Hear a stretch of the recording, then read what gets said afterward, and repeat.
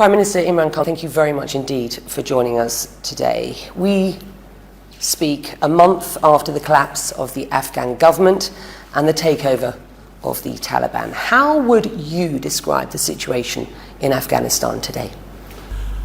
I think it's worrying. Afghanistan is on a historic crossroads.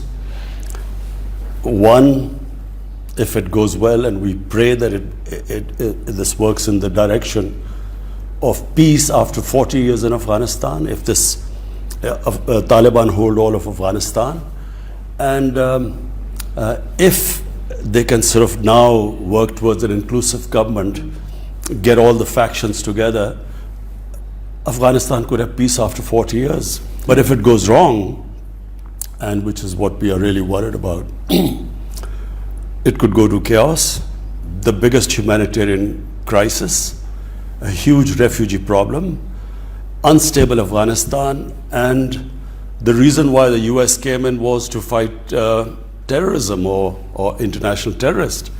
So unstable Afghanistan, refugee crisis, and the possibility of, again, terrorism from Afghanistan soil. This interim government is not an inclusive government. The concerns of so many around the world are for the future of Afghanistan and its people under a Taliban government which is notorious for its misogyny and its violence against women. There is no evidence to date of any interest in providing basic human rights, particularly for women and children. How concerned are you about that? Where Afghanistan goes from here, I'm afraid none of us can predict. We can hope and pray that they have peace after 40 years, that the Taliban, what they have said, that they want an inclusive government, they want women rights in their own context, they want human rights, they've given amnesty. So far what they have said, clearly they want international acceptability. But there's another fallacy. Afghanistan cannot be controlled by outside. They have a history. No puppet government in Afghanistan is supported by the people. It gets discredited amongst the people. So rather than sitting here and thinking that we can sort of control them, we should incentivize them. Because Afghanistan, this current government, clearly feels that without international aid and help, they will not be able to stop this crisis. So we should incentivize them, push them in the right direction. If it seeks legitimacy, it will need to show evidence that it shares the values of those that it is seeking legitimacy for, and that being the West, for example. I grew up watching you as a star of Pakistan's cricket team. The Taliban have said that women shouldn't play cricket. In fact, they've said women shouldn't be involved in sport at all.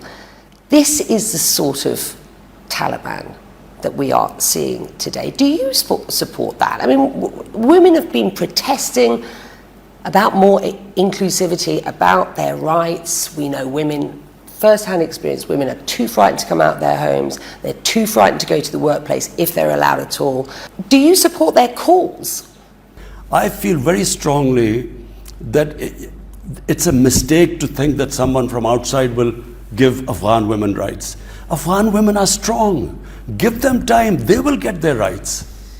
Should women have access to the same roles in public and in private life? Of course, women should have the ability in a society to fulfill their potential in life. So you won't be able to support a Taliban government that doesn't allow that? Is that what you're telling me? No. What I'm saying is that you cannot impose women's rights from abroad. That's just the beginning of my interview with... I want to come back to your very real concerns about the risks to Pakistan's national security in a moment. But bear with me. You have criticised the US pullout from Afghanistan, describing America as having messed it up in Afghanistan. Is that something that you have told the US President personally? Have the two of you spoken since the collapse? No, I have spoken to, then he was Senator Joe Biden, way back in 2008. You haven't spoken to the President of the United States since the collapse of the country to the Taliban, correct? No, I haven't. He hasn't called you since coming into office, correct? He's a busy man. Pakistan is a major non-NATO ally, and yet no call between you and the US President. Do you see this as punishment for supporting the Taliban while they were killing US troops? But you have to ask him why he's too busy to call. But let me just say one thing. I heard this, the Senate hearing going on, which Secretary Blinken was asked all these questions. I want to say this, and I hope that the American politicians would listen to this. You know, Pakistan is the country. Just because we sided with the US, we became an ally of the US after 9/11 in the war in Afghanistan. The suffering this country went through. At one point, there were 50 militant groups attacking our government. In the 80s, Pakistan joined the US against the Soviets. We trained the Mujahideen to do jihad in Afghanistan. Amongst them was Al-Qaeda, Taliban were part of the Mujahideen groups. We trained them that foreign occupation, fighting against them, is a sacred duty, is jihad, is a holy war. Fast forward to 9/11, US needs us in Afghanistan. George Bush asked Pakistan to help. And he famously said, we will not abandon Pakistan again. Pakistan joined the US war in Afghanistan. Was I the Prime Minister? I would never have done that. Firstly, the same Mujahideen, now we are telling them because US has invaded Afghanistan, now it's terrorism. They turn against us. Then all the tribal belt of Pashtuns on our side of the border, the Pashtun nationalism kicked in. So they had all sympathies with the Taliban, not because religious ideology, because of Pashtun ethnicity. So you must understand what happened. No, I really want people to know. They turned against the Pakistan army as collaborators. So the jihadis turned against us, the Pashtuns turned against us, and the more we tried the military operations in civilian areas, the more collateral damage, the more. So we had 50 militant groups attacking us.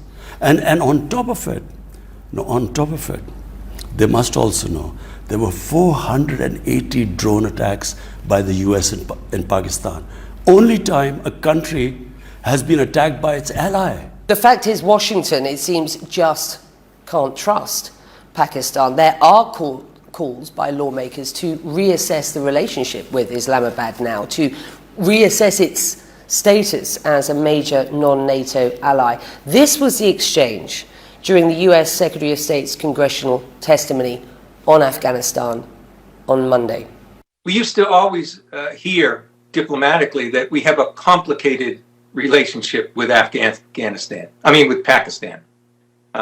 I would say it's often duplicitous. I think you're very right to point at the role that Pakistan has played throughout the past 20 years and even before, and it is one that has involved hedging its bets constantly about the future of Afghanistan. It's one that's involved harboring members of the Taliban, including the Haqqanis. Is that true? And what's your response? They are ignorant. I was listening to them. I have never heard such ignorance. They are absolutely clueless, number one, about what happened in Afghanistan. They were all in a state of shock. The state of Pakistan was under attack for being an ally of the US. We were now supposed to take on also the Afghan Taliban. I was asking you for your response to Blinken's words specifically. He said Pakistan's role has involved hedging its bets constantly about the future of Afghanistan. It's one that involved harbouring members of the Taliban, including the Haqqanis. Over the past 20 years, sir, the Haqqani network has been responsible for some of the deadliest terror attacks in Afghanistan's history. It has killed hundreds of Western troops and thousands, let me finish, of Afghan people. In 2011, you will be aware that General Mike Mullen said the Haqqani network acted as, quote, a veritable arm of Pakistan's intelligence. This is a group that now has 4 members in key roles in the Taliban government. Is it any wonder that there is a trust deficit between the West and Pakistan? It is complete ignorance. The Americans did not understand what the Haqqani network was. What was it? Haqqani is a tribe. It's a Pashtun tribe living in Afghanistan. The Haqqani tribe lives in Afghanistan. 40 years ago, when the Afghan Jihad took place, we had 5 million Afghan refugees in Pakistan. Amongst them were a few of the Haqqanis. And the Haqqanis were Mujahideen, were fighting the Soviets. They were born in a Pakistan refugee camp. So what they were asking us was that in these refugee camps, 3 million people living in the refugee camps, we were supposed to check which one of them was Taliban and which not. That doesn't deny the fact that the Pakistan Intelligence Agency has been funding and supporting the Taliban through the Haqqani network. Funding. You know the total budget of Pakistan? It's $50 billion for 220 million people. $50 billion. Americans were spending $300 million a day. They spent $2 trillion. Was Pakistan, did we have the capacity to fund another war? We can barely meet our own expenses. You have admitted that Pakistan's intelligence agency has close ties to the Haqqani network. You have said in the past that you're not sure why the US hasn't leveraged those connections to get the Taliban effectively to the negotiating table. You've always supported dialogue with the Taliban. How much do you, sir, support their ideology? And what is your red line? The strict interpretation of Sharia law as we are seeing it acted out in Afghanistan today? Becky, let's take 2 different things you've said. Pakistan's ties with the Afghan Taliban, Pakistan's intelligence agencies. Intelligence agencies' job is to have connections with everyone. They speak to everyone. The US CIA would be speaking to Taliban. You know, they have to. That's the job of intelligence agencies. Question is, was Pakistan in a position to take military action against the Afghan Taliban when it was already being attacked from inside? The Pakistani Taliban were attacking the state of Pakistan. Let me just clarify about the Haqqani. Haqqani tribe is in Afghanistan. It's a tribe there. Some of the Haqqani leadership one was born in a Pakistani refugee camp. So and they go back and forth across the border. There is no border. There was never any border. But Becky, have we got any choice right now? Now tell me, if you do not back this government and do not help the people of Afghanistan right now, it's not a question of people of Afghanistan, Taliban, it's people of Afghanistan. If the world international community does not help them, what choice have we got? How would you qualify the US-Pakistan relationship today? And what sort of relationship do you want to see with the US? Unfortunately, you know, our relationship during this whole, the US occupation of Afghanistan was a terrible relationship. It was, the US said we are paying Pakistan, you know, and they paid us $9 billion for civilian aid and $11 billion for military aid. And they said, we're paying you, and so we were like a hired gun. In Pakistan, people, I'm not talking about the leadership because I think we were let down by our leadership. The people felt that here by joining the US, we had these bombs going on everywhere. Benazir Bhutto was killed because of that. Our economy tanked. I mean, we $150 billion plus we lost to the economy. What I would like a relationship with the US is now, like the US has a relationship with India. You know, not one-dimensional relationship where they're paying us to fight. We want a normal relationship. I promised to ask you about the risks to Pakistan's national security if the situation in Afghanistan doesn't improve. So explain what you believe those risks are and just how concerned you are at present. The biggest concern are refugees. The biggest concern are refugees. We already have 3 million refugees in Pakistan. We cannot, our country cannot afford more refugees. We have come out of a very difficult economic situation. We cannot take more refugees. The second worry is terrorism. We had 3 sets of terrorism, terrorists in Afghanistan using the soil to attack us: ISIS, Pakistani Taliban, and the Baloch terrorists.